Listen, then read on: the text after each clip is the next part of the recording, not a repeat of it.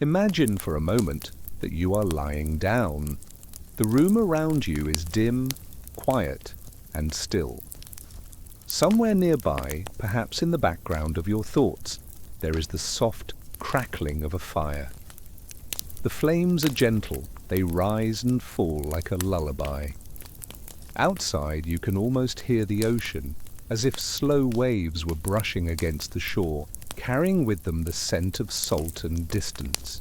And here, in this space of calm, we begin a story. Not a hurried story, not a loud or urgent one, but a long, gentle journey through time. A story that will wander like a slow river, carrying you back to a world where spices, yes, simple spices, shaped the destiny of empires and also touched the daily lives of people in the far islands of the Indonesian archipelago. This will not be a tale of violence and conquest, at least not told in that way. Instead, it will be a tapestry of images, the scent of nutmeg in the morning breeze, the hands of a farmer brushing clove buds from a tree, the sails of foreign ships glimmering on the horizon. And as we wander through this long narrative, allow yourself to drift. If sleep arrives, let it come.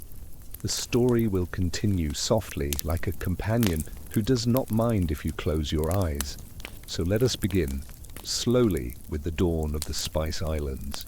Long before the maps of Europe ever marked these waters, before the name Indonesia even existed, there were islands in the middle of the sea. Islands small and yet overflowing with treasures that the world would one day crave. These islands, wrapped in emerald forests and touched by the endless blue of the ocean, were home to trees that carried secrets in their bark, in their seeds, and in their fragrant buds. The islands were called Maluku. To the local people, they were simply home. To the outside world, once their presence was discovered, they would be called by another name, the Spice Islands. Close your eyes and picture them. Small specks of land scattered like jewels in the vastness of the ocean. The air is heavy with humidity, the kind that makes every breath thick with life. Birds call from the treetops, their feathers bright like flames.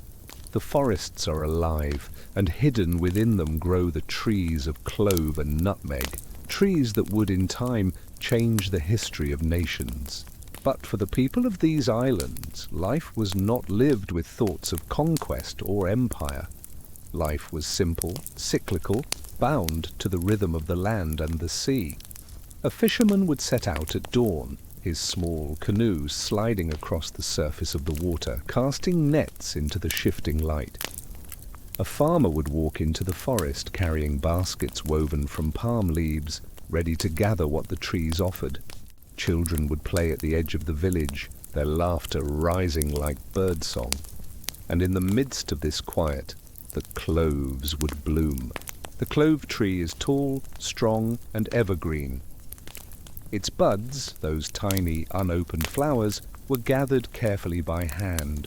When dried, they became the spice that would flavor food, heal sickness, and, in time, build fortunes. The people of Maluku had known this for centuries. They used cloves not only in cooking, but in rituals, in medicine, in the rhythms of daily life.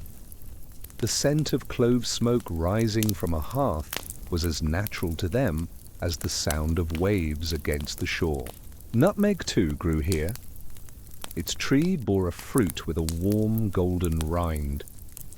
When split open, it revealed two treasures: the seed, which would be dried and ground into nutmeg, and the lacy red covering, called mace, itself a spice of great value. These were gifts from the earth, gifts that seemed endless, for the trees gave year after year. In the beginning, the people traded spices only with one another, between villages and neighboring islands. They carried baskets of nutmeg across the sea in outrigger canoes, exchanging them for sago flour, for woven cloth, for fish. It was a local economy, quiet and balanced. There was no sense yet that these fragrant seeds and buds would one day draw ships from half a world away. And yet, even here, In this calm dawn, the seeds of that future were already planted. For the scent of spices does not remain hidden. It drifts, carried by winds and sails, from one island to the next, until eventually it reaches shores far, far beyond. Imagine standing on a beach in Banda, the heart of nutmeg's home. The sun is rising, the horizon painted in hues of orange and pink. Fishermen are returning with their catch, paddles dipping quietly in the water. And behind them, on the hillsides, the forests stand tall, holding within them treasures that no one in this quiet morning could yet imagine would stir the ambitions of empires. But for now, it is still early, still peaceful. And in that peace, the story of spices begins, slowly, like the first rays of dawn touching the leaves of the clove tree. The world is never still. Even in the earliest centuries, winds carried not only clouds and storms, but also travelers, merchants, and stories. From the western horizon, across the waters of the Indian Ocean, new sails began to appear. They belonged to traders from distant lands that the islanders of Maluku had never seen, but whose names would soon echo in their songs and stories. Long before the Portuguese and the Dutch, before the maps of Europe pointed toward the east, there were merchants from India and from the Arab world who sailed these seas. Their ships were not the tall, masted galleons of later centuries, but smaller, graceful vessels, dhows with triangular sails that caught the monsoon winds. Picture them, slender wooden hulls gliding over the waves, their sails white against the deep blue of the sea. Inside, merchants sat with goods carefully packed in woven baskets and clay jars, cotton cloth, beads, ceramics, and fragrant resins from Arabia. When they arrived in the islands of eastern Indonesia, something remarkable happened. They discovered the spices. The first time a merchant held a clove bud in his hand, he might not have realized its future worth. But when he carried it back to the markets of India, when its scent drifted through the stalls of a port city, people stopped and noticed. Cloves and nutmeg were unlike anything found in their homelands. Their fragrance was sharper, brighter, warmer. Soon, healers and cooks, priests and merchants alike began to desire them. A tiny dried flower bud from a tree on the other side of the ocean could flavor food, mask the taste of preserved meat, soothe pain, or even serve in religious rituals. And so the demand grew. Slowly at first, then steadily, until ships returned each year to gather more. For the people of Maluku, these foreign visitors were curious but not unwelcome. They brought new goods, cotton cloth that was softer than local fibers, beads in colors never seen before, and glazed ceramics that shone in the light. In exchange, the villagers offered spices. Imagine a scene on a Banda beach around the year 1000. The sun is setting, painting the sky with colors of fire. On the shore, islanders gather with baskets of nutmeg, their fruits split open, the seeds carefully dried. They place them before the visitors, who respond by opening their chests filled with cloth, tools, or ornaments. The exchange is simple, almost ceremonial, yet with each trade the connection between worlds grows stronger. The monsoon winds were the key. Traders learned to ride them, timing their journeys so the wind would carry them eastward toward the islands, and months later back again to India, Arabia, and beyond. The rhythm of the winds became the rhythm of the spice trade. And slowly the name of Maluku began to spread across the world, spoken first in whispers, then in eager voices. There is a place, they said, where trees grow that make the air itself fragrant. A place where spices are born. As the centuries passed, the whispers of the Spice Islands did not stop in India or Arabia. They traveled further across seas and rivers until they reached one of the greatest civilizations in the world, China. China, with its vast cities, its emperors, and its bustling markets, had always hungered for the rare. and the beautiful. Silk, jade, porcelain, all were treasures of its own. But China also looked outward, desiring what could not be found within its own borders. By the Tang dynasty, Chinese merchants and envoys were hearing of spices from the distant islands far to the south. They began to seek them out, first through intermediaries, then through their own voyages. Chinese junks, large, sturdy ships with multiple sails and wooden hulls, set forth into the South China Sea, following trade routes that wove through the Malay Peninsula, past Java, and onward to the Spice Islands. Picture such a junk approaching the harbour of Banda, its sails ripple in the wind, painted with bright colours. On board are merchants who have travelled for weeks, perhaps months, guided by stars and the pull of the monsoon. When they land, the villagers gather, curious about the strangers.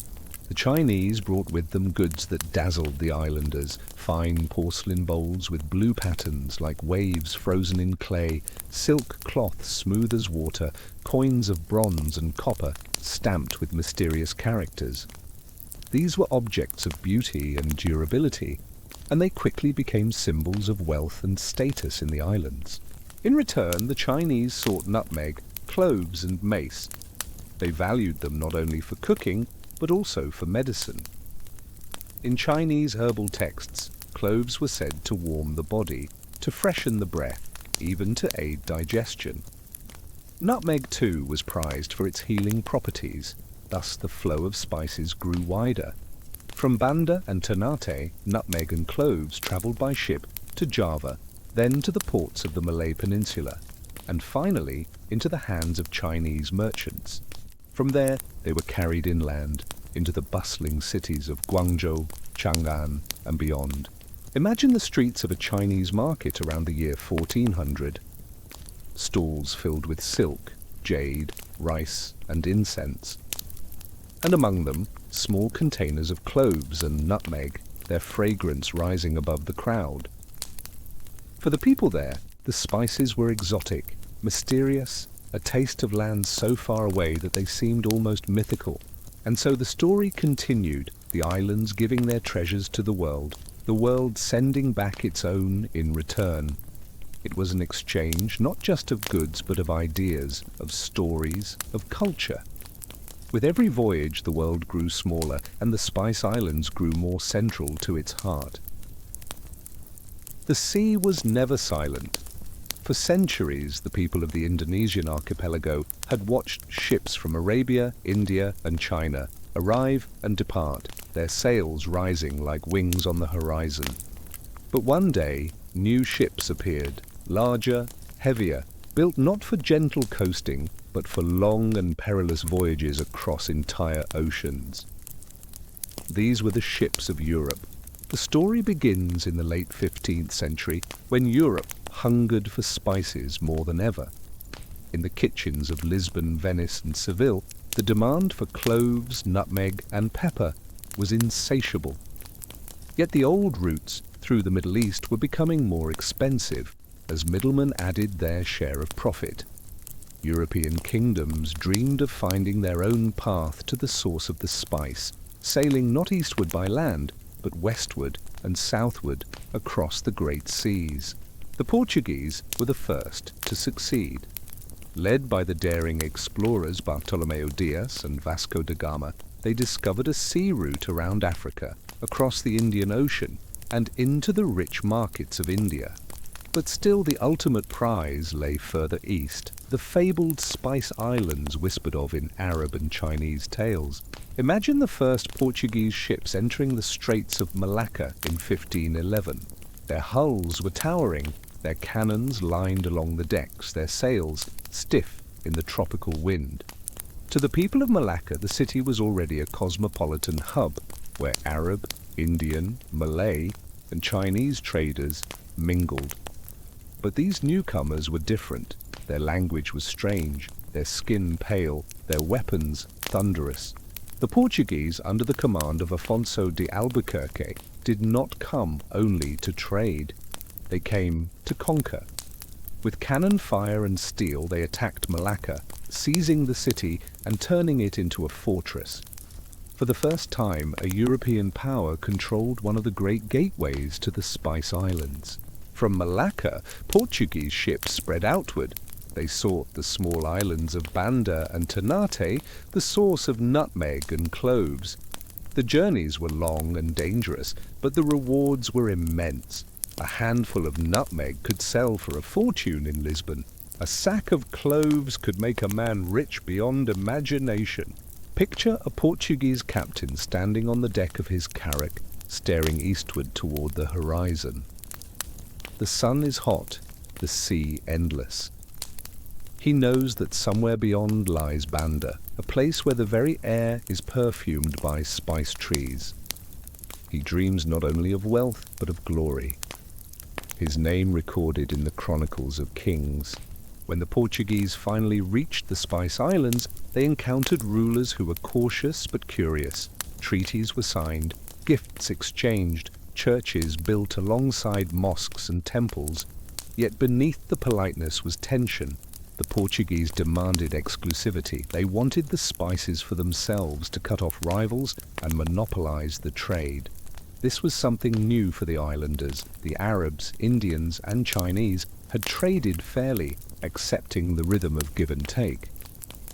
But the Portuguese carried with them the fire of conquest.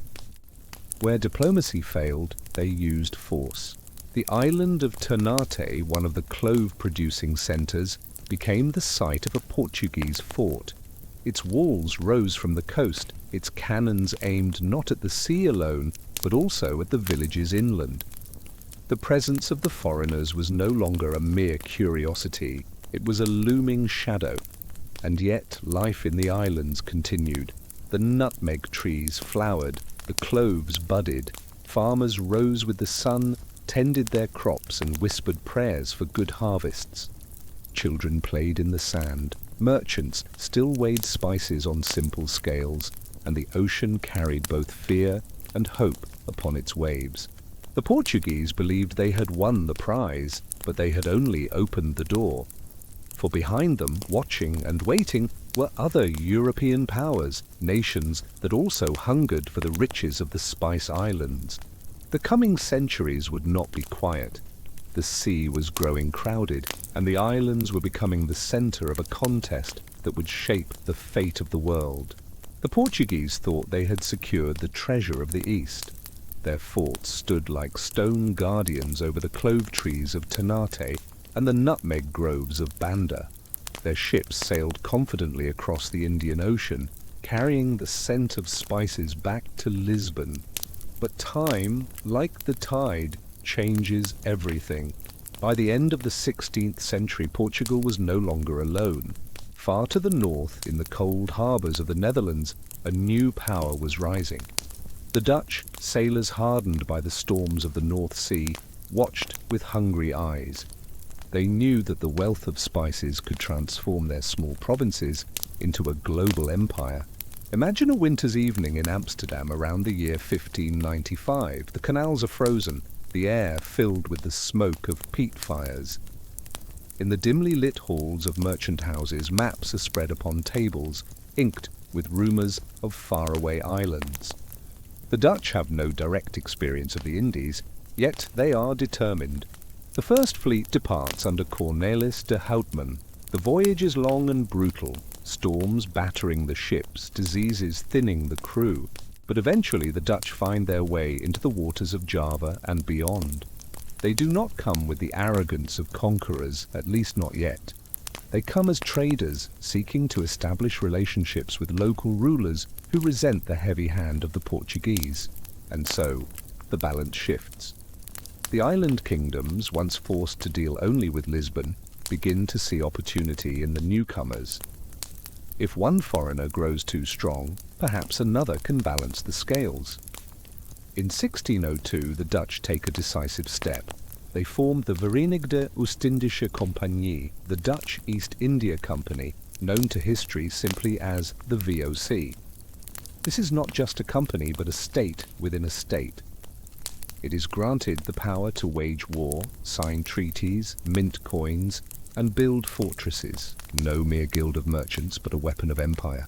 Picture the VOC flag rising over a ship in Batavia, what would become Jakarta. The sails billow, the cannons gleam, the decks are crowded with soldiers and clerks. Every man aboard knows that spices are not just a luxury, but the lifeblood of Europe. The Dutch move swiftly. They seize forts from the Portuguese, win alliances with local rulers, and, when needed, use force without hesitation. Their eyes are fixed on Banda, the only place on earth where nutmeg grows. The story of Banda is one of both wonder and sorrow. The islands are small green jewels scattered in the sea. Their air is thick with the fragrance of nutmeg blossoms. For centuries, Bandanese farmers had traded freely with whoever came, Arabs, Chinese, Javanese, Portuguese. But the Dutch bring a different vision, not trade, but monopoly. In 1621, under Governor-General Jan Pieterszoon Cohen, the VOC launches a campaign to seize total control of Banda. What follows is grim. Villages are burned, fields seized, thousands of Bandanese killed or enslaved. The survivors scatter to other islands, carrying with them the memory of their homeland lost to foreign hands. The nutmeg trees remain, but now they are guarded by Dutch soldiers. The harvest is no longer a gift of the earth, freely exchanged. It is a commodity, measured, priced, and locked in European warehouses. And yet, the world beyond does not stop turning. The farmers in the Moluccas still wake with the sunrise. Fishermen still cast their nets into the waters. Children still run barefoot through the coconut groves. The rhythms of island life persist, even under the shadow of foreign banners. For the Dutch, the VOC is triumph. In Amsterdam, spices pour into warehouses, filling the air with a scent so rich it clings to the streets. Nutmeg and cloves are worth more than gold, and fortunes are built upon their trade. The stock of the VOC becomes the first great financial empire of the modern world. But in the islands, the story is different. The forts rise higher, the cannons grow heavier, the sound of church bells mingles with the call to prayer, and the laughter of children is mixed with the march of soldiers' boots. The Dutch have come not only for trade, but for permanence. Where the Portuguese built scattered outposts, the VOC builds cities. Where the Portuguese sought alliances, the VOC demands submission. The age of the Dutch in the Spice Islands has begun, and with it, a new chapter in the long, quiet, and sometimes sorrowful history of the archipelago. The story of the Spice Islands was never meant to belong to just one empire. Even as the Dutch tightened their grip, another power stirred on the horizon, the English. It was the dawn of the 17th century. In London, a city alive with merchants and sailors, the dream of the East was everywhere. Coffee houses buzzed with tales of ships returning from the Orient, their hulls heavy with silk, porcelain, and, most coveted of all, spices. In the 1600s, Queen Elizabeth I was granted a royal charter to a new venture, the English East India Company. Like the VOC, it was not merely a group of traders, it was a corporation with extraordinary privileges, permission to wage war, to build forts, to govern distant lands. For England, small and still untested compared to mighty Spain or the Netherlands, the company was a gamble, but one with the promise of unimaginable reward. The first English ship set sail not long after the Dutch. The voyage was brutal, the seas unforgiving.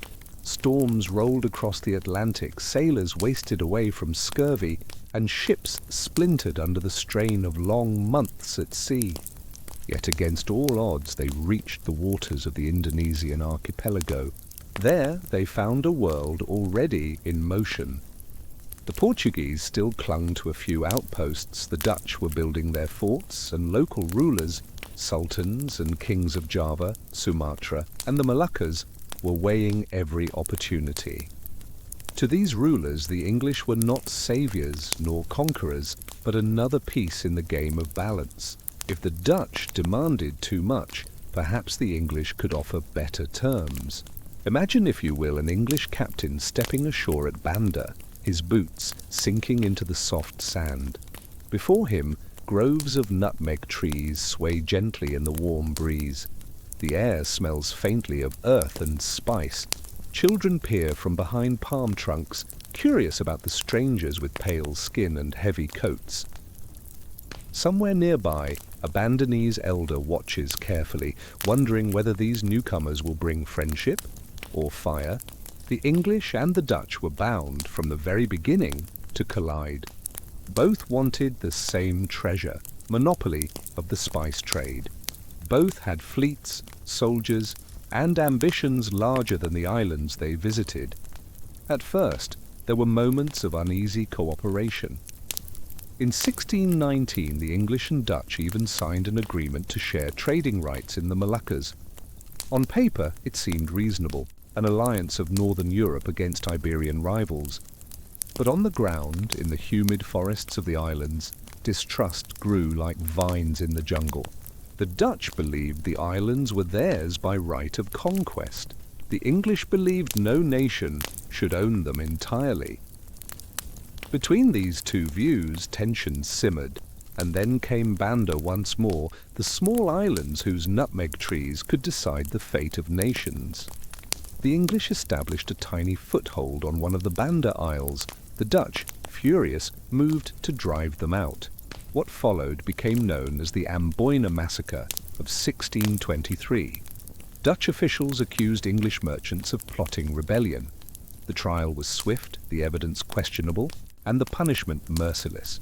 Several English traders, along with Japanese mercenaries in their service, were tortured and executed. News of this act travelled slowly back to London, but when it arrived, it caused outrage. Pamphlets spread the tale of Dutch cruelty. Families of the executed demanded justice. The English East India Company, though still small, swore never to forget. Yet, for all their anger, the English were not yet strong enough to defeat the VOC in its island stronghold. Gradually, they shifted their attention further west, to India, where the great Mughal Empire offered both danger and opportunity. From there, their power would grow, eventually eclipsing the Dutch in centuries to come. Still, the rivalry in the Spice Islands was not forgotten. Even in the quiet villages of Banda and Ambon, people whispered about the foreign quarrels that shaped their fate. Local farmers, who once traded freely with passing ships, now found their lives caught in the crossfire of two distant nations.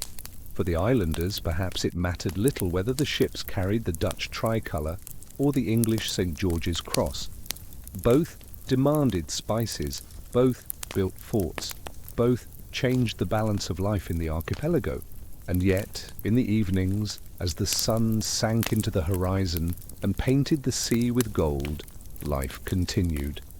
Families gathered around cooking fires. The scent of cloves and nutmeg drifted through the air, not as a commodity, but as part of daily living. The world of empires and monopolies seemed distant compared to the rhythm of waves, the warmth of food, and the laughter of children. History, after all, is never just the story of conquerors. It is also the story of those who endured quietly beneath their shadow. By the early 17th century, the stage was set for conflict. The Portuguese had been pushed aside, the Spanish lurked in the Philippines, the Dutch held their forts in the Moluccas, and the English, though bloodied by setbacks, still searched for openings. What began as trade soon hardened into war, the Spice Wars, as historians would later call them. But for the people who lived in the islands, it was less a grand war than a series of relentless disturbances. Fleets arrived, cannon fire echoed across the water, and treaties written in faraway capitals reshaped their everyday existence. The seeds of war lay in monopoly. Nutmeg, mace, and cloves were treasures unlike any other. In Europe, a handful of nutmeg could buy livestock. A pouch of cloves could serve as dowry. Spices flavored meat, preserved food, cured illness, and were believed to guard against plague. They were not luxuries, they were miracles. Whoever controlled the source controlled the destiny of nations. The Dutch, through the VOC, sought absolute dominance. They believed the Banda Islands and Ambon should trade only with them. Local rulers who resisted were met with threats, sieges, or worse. To enforce their claim, the Dutch destroyed trees in areas they could not control, ensuring that no rival could profit. The English disagreed. They argued that trade should be open, that no single company could claim the bounty of the islands. Their words, of course, were not selfless. They too wanted wealth, but their presence challenged Dutch authority, and that was enough to ignite flames. Across the waters of the Moluccas, naval battles erupted. Imagine, if you will, the sight: long lines of wooden ships, their sails taut in the tropical wind, gun ports open, cannons ready. The air grows heavy with smoke as iron balls crash into wooden hulls. Men scramble across decks, slick with seawater and sweat. Drums beat, flags wave, and above it all the scent of nutmeg trees lingers on the breeze, a reminder of what they were fighting for. In 1616, English forces captured several Dutch ships laden with spices. The Dutch retaliated with blockades, choking English settlements. By 1623, the Amboina massacre had shattered any illusion of cooperation. The rivalry was no longer just about trade. It was personal, bitter, and drenched in blood. Yet, despite the violence, there were moments of surreal calm. After battles, survivors sometimes found themselves sharing the same waters, tending wounds, or even speaking in broken phrases. In taverns from Batavia to Manila, Dutch and English sailors occasionally drank together, bound by the hardships of life at sea, even as their nations demanded enmity.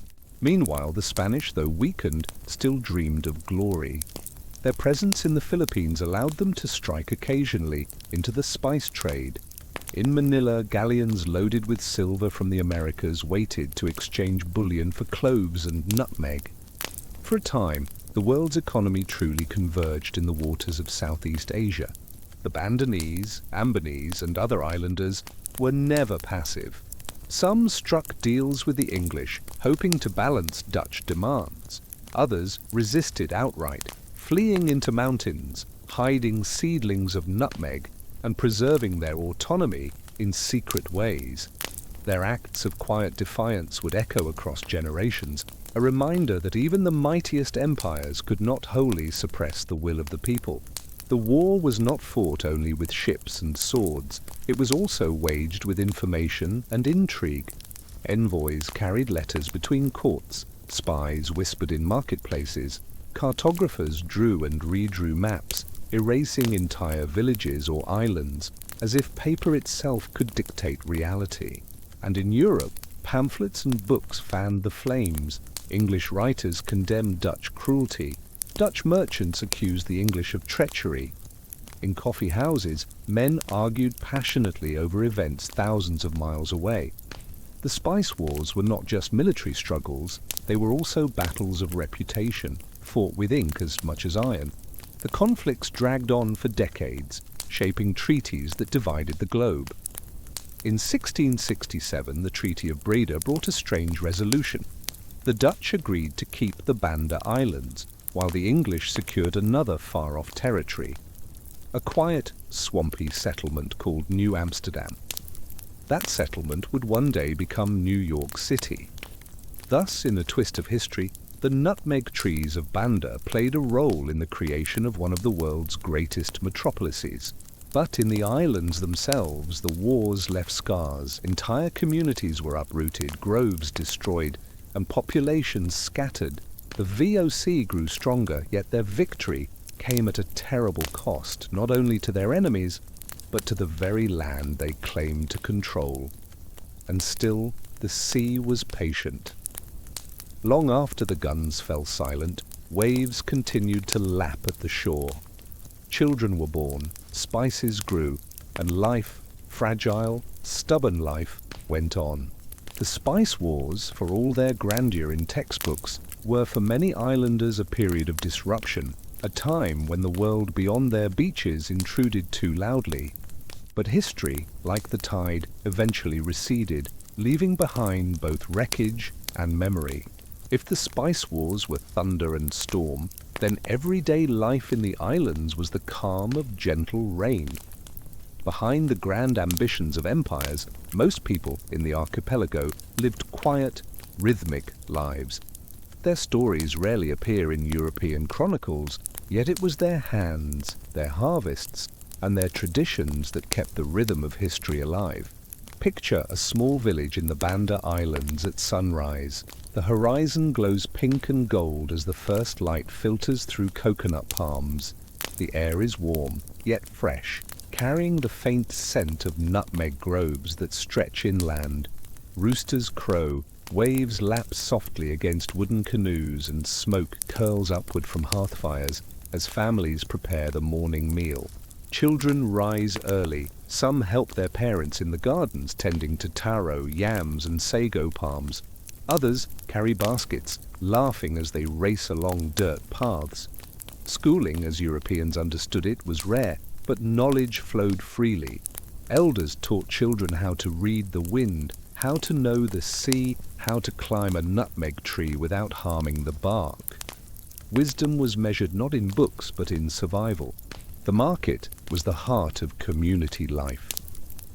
On certain days, traders from nearby islands would arrive, their canoes heavy with goods. The market bustled with voices, women bargaining over fish, men examining bundles of cloves, children tugging at their mothers' sleeves to beg for sweets made of palm sugar. Spices, though precious to outsiders, were part of ordinary trade here. A handful of nutmeg could be exchanged for woven cloth, a clay pot, or dried fish. Food, too, told stories of connection. Rice was not always abundant in these islands, so sago formed the staple. Sago flour, pounded and baked into flat cakes, was eaten with fish, vegetables, or a sprinkling of spice. Coconut milk gave dishes richness. Chili peppers, introduced later from the Americas, added fire. Even in their kitchens, the islanders lived at the crossroads of the world, adopting new flavors while keeping old traditions alive. Life revolved around the sea. Fishermen set out before dawn, their boats gliding silently through the water.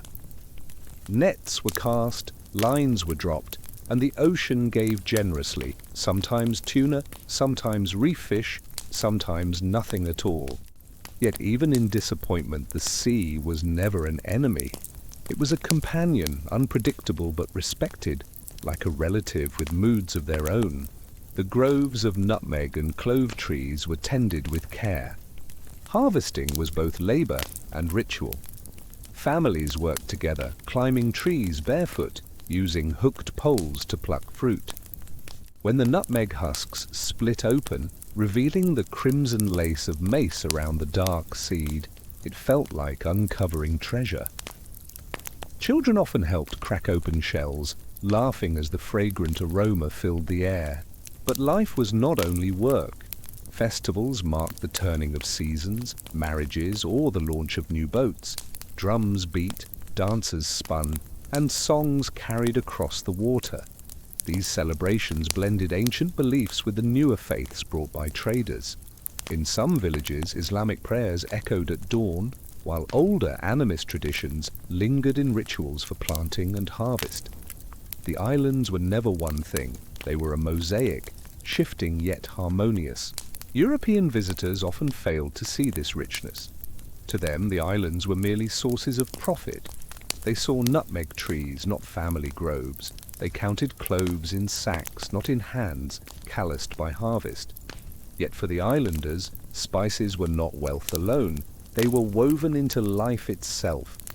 Nutmeg-flavored stews, cloves freshened breath, mace was used in medicine, and all carried meanings that outsiders rarely understood. Marriage customs, too, reflected the blending of worlds. Dowries sometimes included spices, but also cloth, shell ornaments, or tools. Ceremonies could last for days, with feasting, storytelling, and exchanges of gifts. In those moments, the presence of foreign ships in the harbour mattered little. What mattered was kinship, continuity, and joy. At night, villages quieted, lanterns flickered, waves whispered, and families gathered around fires.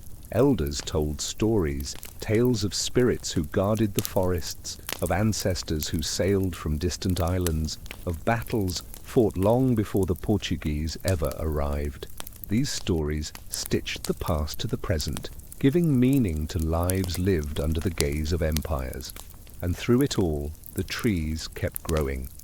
Year after year, blossoms turned to fruit, fruit to spice, spice to trade. Children grew into parents, parents into elders, and the cycle of life continued, steady as the tide. For those who lived in the Spice Islands, history was not a parade of kings and conquerors. It was the taste of sago at breakfast, the sound of drums at a wedding, the feel of bark beneath bare feet. It was laughter, labor, ritual, and rest. Against the backdrop of empire, everyday life persisted, quiet, resilient, and profoundly human. When we look back at history through the eyes of merchants and empires, spices are commodities, measured in sacks, weighed in silver, fought over with cannons. But within the islands themselves, spices were never just goods for trade. They carried stories, spirits, and meanings far older than European charts. In whispers and in songs, nutmeg and cloves were woven into the mythic fabric of the archipelago. Imagine a fire burning in a Banda village centuries ago. Families gather in a circle, shadows dancing on palm leaf walls. An elder, his face lined by years, begins to speak. Children lean close, adults listen quietly, and the rhythm of the sea outside merges with the rhythm of his voice. He tells of how the first nutmeg tree was planted by a spirit of the forest, a gift to humankind so they would never be without flavor, medicine, or warmth. In some tales, the nutmeg tree is alive with its own soul. To harm it without respect would bring misfortune. To tend it with care ensured abundance. Villagers offered prayers before harvest, thanking unseen guardians. Such practices were not written down, but they lived on in gestures, in rituals, in the way hands touched bark before climbing. Cloves, too, had their mysteries. On Ternate and Tidore, clove blossoms were said to be connected to the breath of rulers. If the trees thrived, the kingdom thrived. If the trees withered, so too would its leaders. The life of the island was bound to the life of the spice, as though nature itself were a mirror of human fate. Beyond the islands, travelers carried not just sacks of spice, but fragments of these beliefs. In Java, cloves were burned in offerings. In India, nutmeg found a place in Ayurvedic medicine. In the Arab world, spices were linked to health and love. By the time they reached Europe, many of these sacred meanings had faded, replaced by the language of luxury and profit.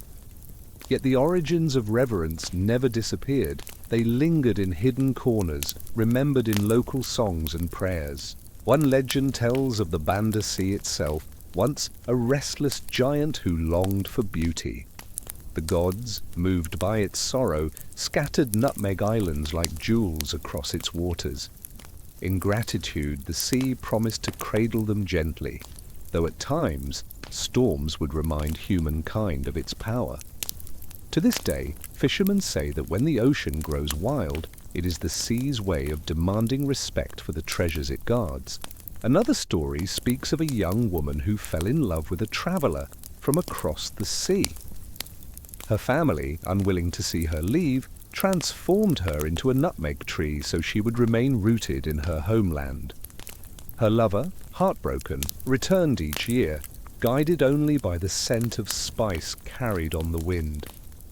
The tree bore fruit forever after, said to be the symbol of love's endurance and sorrow.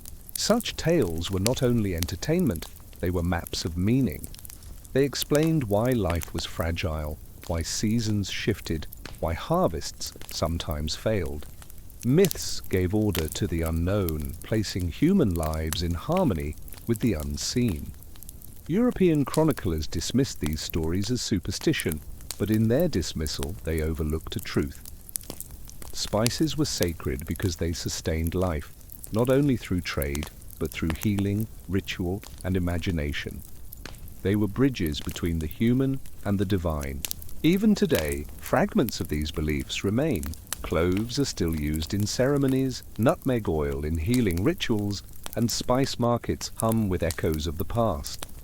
The sacredness may be less visible, yet it is still there, in the way elders speak of trees with reverence, in the way offerings are left at roots, in the way the air of Maluku still carries the fragrance of something eternal. And so to sleep beside these stories is to remember that history is not only battles and treaties. It is also myth, legend, and the quiet power of belief. The islands of spice were not only a crossroads of trade, they were landscapes of wonder where every tree held a spirit and every fragrance carried a memory. By the time the 17th century unfolded, the world was no longer the same. A handful of tiny islands far away in the eastern seas had reshaped the map of empires. The quest for nutmeg and cloves redrew coastlines, built cities, and toppled kingdoms. Spices did not simply flavor food, they flavored history itself. Consider Europe at the dawn of this age. Life there was often cold, grey, and bound by the seasons. Winters were long, meals were plain, and preservation of food was a constant struggle. Into this world came the fragrance of cloves, the warmth of nutmeg, the sweetness of cinnamon. To the wealthy, they were marvels, proof of the exotic and the faraway. To the common people, they were dreams, too rare to taste, yet powerful enough to imagine. Spices carried more than taste. They brought stories of distant islands with golden sands and dense jungles, of strange birds and brilliant corals, of seas that seemed endless. They became symbols of wealth, power, and discovery. To serve a dish scented with cloves was to display not just refinement, but connection to the great web of global trade. In the great markets of Amsterdam, London, and Lisbon, spices were weighed with care, guarded by armed men, and sold for prices that rivaled jewels. They built fortunes, funded voyages, and inspired further expansion. The East India Companies of Europe were not only trading ventures, they became the engines of empire. And at the heart of their ambition lay the Banda Islands, Ternate, Tidore, Ambon, names once obscure, now etched into the maps of power. But spices also transformed medicine. In apothecaries across Europe and the Middle East, nutmeg was ground into tonics for digestion, cloves pressed into oils for toothache, cinnamon brewed for fevers. These practices drew on older traditions from India, China, and the Arab world. The healing power of spices traveled alongside their flavor, offering comfort in times when modern medicine had yet to exist. Culturally, the influence was immense. New cuisines emerged, shaped by the mingling of worlds. Indian curries deepened with cloves, Middle Eastern sweets glowed with cinnamon, European desserts were perfumed with nutmeg. To eat was to participate in a history written across oceans. Even the languages of Europe absorbed the presence of spices, with metaphors of warmth, sharpness, and fire drawn from the tongue's encounter with flavor. Yet the transformation was not without shadows. For every merchant enriched, there were villages displaced. For every city built, there were islands scarred. The hunger of empires meant monopolies, violence, and the silencing of local voices.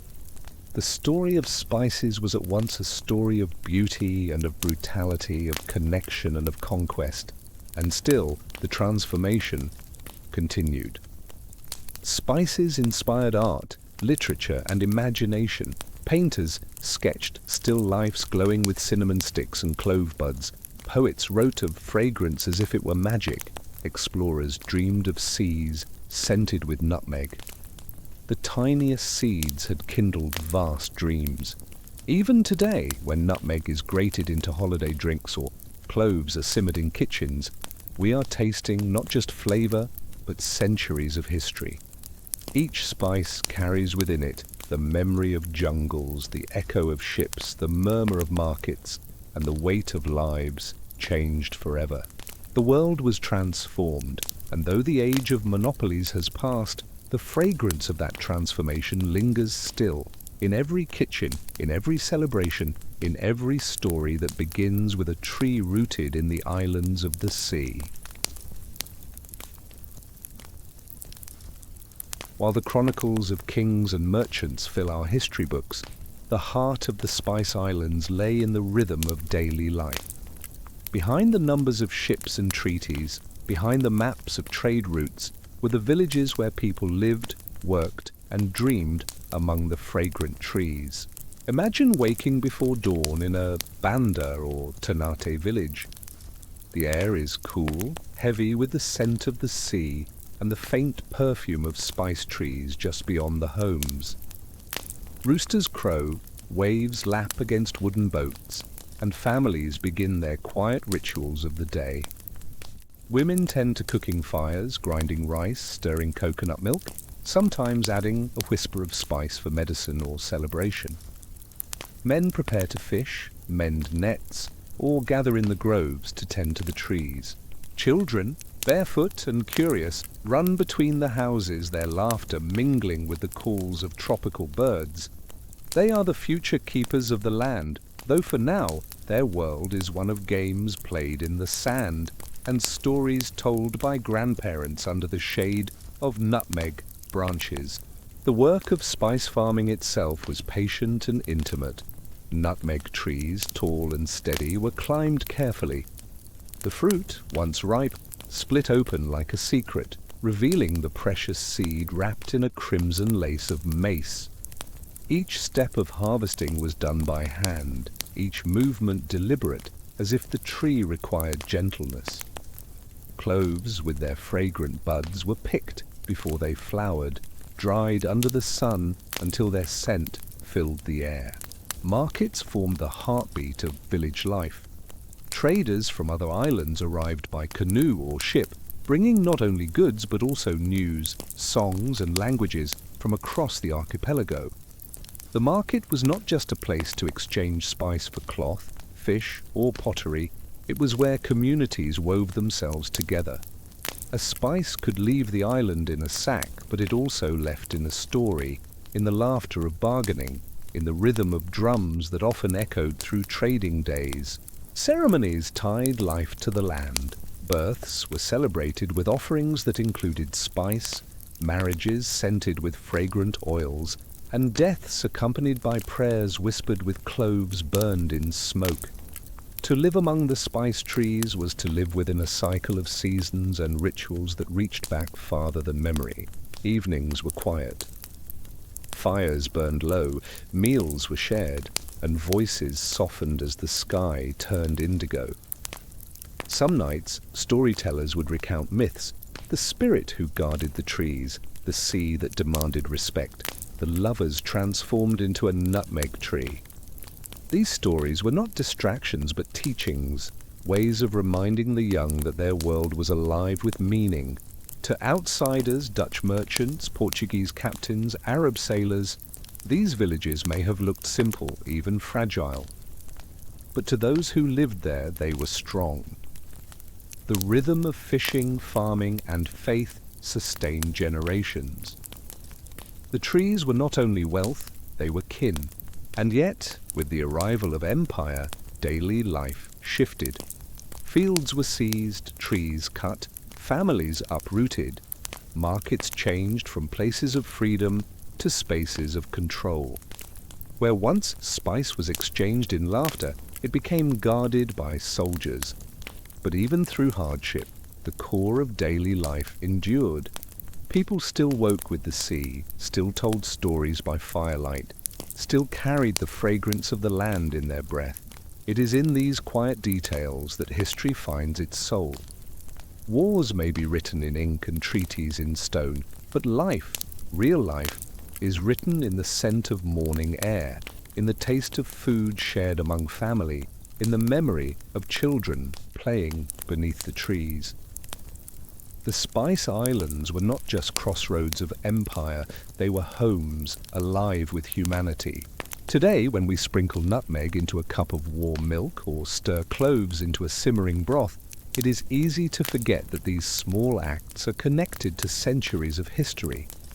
Yet the memory of spices still lingers in the air of kitchens, in the names of streets, in the ruins of forts that stand on distant islands. In Indonesia itself, the spice trees remain. They are no longer the center of global empires, but they are still part of daily life. Farmers climb the nutmeg trees as their ancestors did, drying the seeds under the sun, selling them in local markets. In Ambon and Banda, in Tidore and Ternate, spice trees line the hills, their fragrance a quiet reminder of what once shook the world. But the memory is not only in the land, it is also in culture. Songs still speak of the sea that carried traders. Dances mimic the movements of planting and harvesting. Old myths, told by grandparents, remind children that their islands are sacred, that trees and people share a bond older than any empire. The story of spices is alive in memory, not just in books, but in the rhythm of daily life. Beyond Indonesia, the echo is also strong.